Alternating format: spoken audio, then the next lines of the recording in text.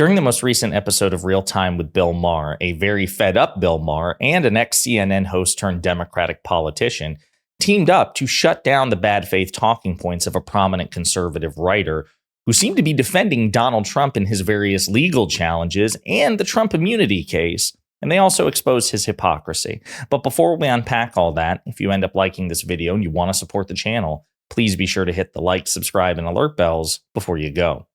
All right, friends, we have several clips to talk about in this video. I should say on the onset, this most recent episode of Real Time with Bill Maher was pretty good even for Bill Maher episodes. He puts out good content, much like Piers Morgan, even though I have enormous criticisms of him. The difference is that Maher, despite his, enlightened centrist inclinations, his tendency to focus on niche culture war nonsense, he doesn't go nearly as far as Piers Morgan in terms of MAGA Republicans. He's very quick to point out the terribleness of MAGA Republicans and the fact that the Democratic Party is just the better party collectively. Bill Maher has that going for him. He's also pretty quick to shut down any real defense of Trump, particularly on January 6th or Trump immunity or his various legal challenges. He's squarely on the side of sanity when it comes to most things Trump, again, unlike Piers Morgan. What makes this particular episode so interesting is not that it had a particularly high-profile guest, but the nature of the guests involved. So you have John Avlon, who used to be a CNN host, and then he left CNN to run for Congress. His election is coming up, obviously, in November. He's running for Congress. And then you have Rich Lowry, the guy with the yellow and black tie. Rich Lowry is the editor-in-chief of the National Review, which is one of the biggest, most reputable conservative publications in the United States. I've referenced his articles before. He is critical of Donald Trump, but he won't distance himself from Trump. He plans on voting for Trump in the upcoming election.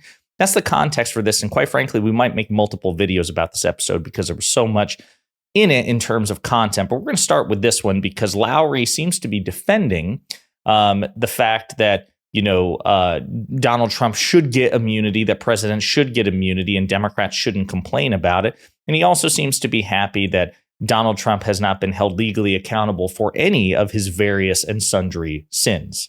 The larger issue, obviously, is January 6th, right?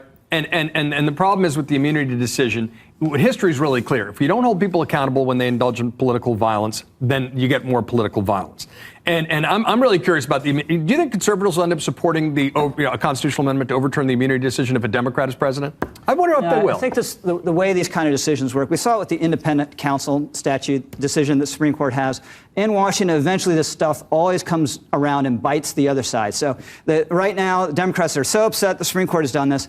Then if Kamala Harris is elected and some Republican prosecutor somewhere in the middle of red America wants to indict her and prosecute her for some official act, the Supreme Court will say no, and Democrats will suddenly, wait a minute, maybe that decision wasn't so outrageous. Yeah, I'll tell you, what we've seen is this tendency on both ends of the political spectrum to score partisan points at the expense of confidence in our institutions. Yeah, but Trump really does commit crimes. Let's not forget that little part of it.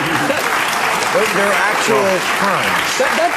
So we got another clip to play, but let's start with this one first. So again, Lowry has seemingly supported the Trump immunity thing. I don't think he goes nearly as far as others do, but this is a guy who seems to believe that, the real issue here is that actually Democrats would also crave presidential immunity if the shoe was on the other foot.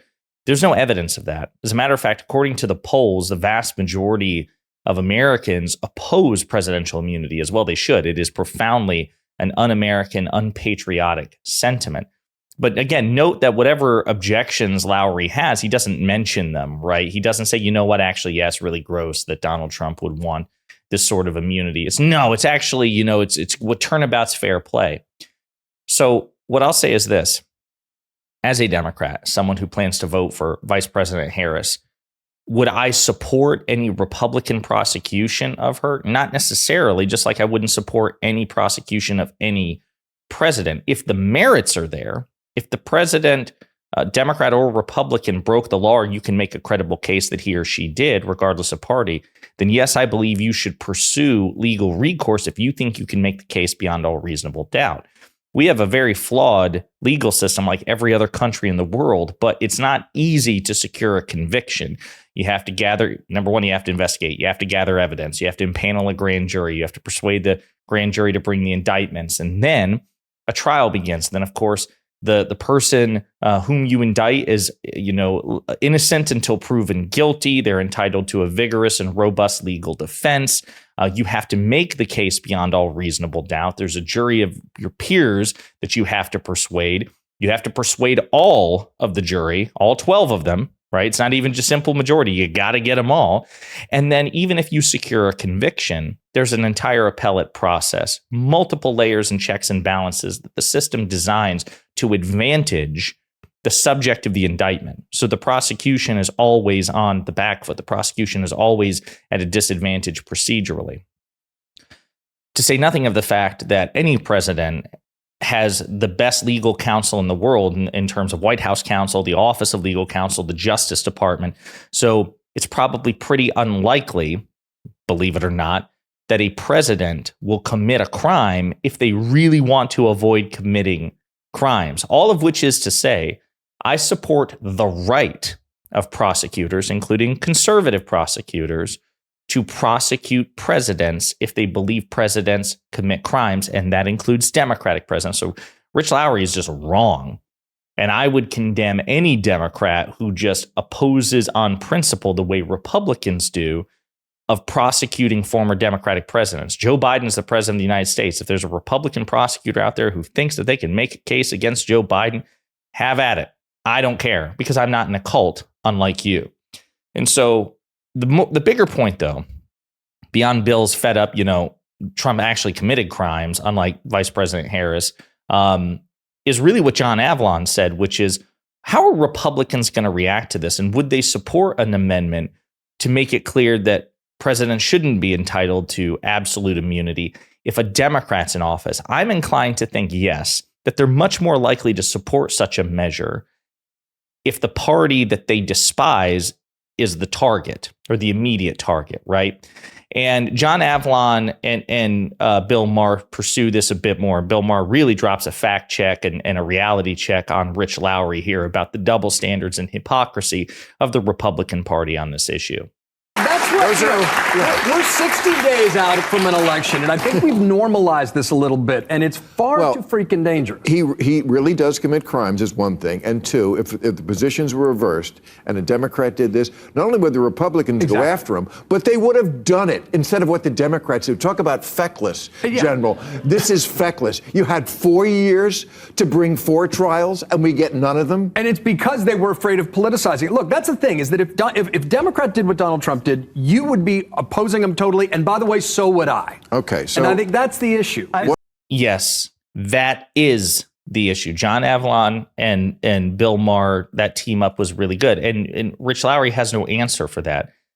It is true. If Barack Obama, Joe Biden, Hillary Clinton, Kamala Harris did what Donald Trump did or anything comparable, then any genuine patriot would immediately demand legal consequences for that person. Instead, what we find is that fidelity to the Constitution and law and order, that's a purely partisan consideration for Republicans, including the likes of Rich Lowry. And again, we'll probably do multiple videos on this because there are multiple interesting conversations which happened in that video. By the way, the bald guy who popped up in the first clip, that's H.R. McMaster, a former Trump national security advisor who was also on that episode. But yeah, there have been some really interesting publications of Rich Lowry or about Rich Lowry recently. He was the guy who wrote this one, a guest essay, Trump Can Win on Character. He believes that Donald Trump can indeed win the election by making it about character and not policy, which is an absurd proposition, given that poll after poll after poll after poll after poll shows that he loses on character. He lost on character to Joe Biden, and he loses even more to Kamala Harris. Donald Trump is seen as less honest, more corrupt, more narcissistic, more selfish, less interested in the plights of everyday Americans. And that's reflected in virtually every poll by a substantial margin. And here, Lowry's saying, well, Trump can actually flip the script on this, which is absurd. So yeah, we're probably going to do multiple videos on this. But in the meantime, let me know what you think in the comments about the hypocrisy and the selective standards and the selective principles of not just MAGA Republicans, but people like Rich Lowry, who are critical of Donald Trump, who clearly think that Donald Trump is profoundly flawed and would have preferred any other candidate, but at the end of the day, will simply back their party over anything else. And that includes not just elections, but also how the law and Constitution should be applied.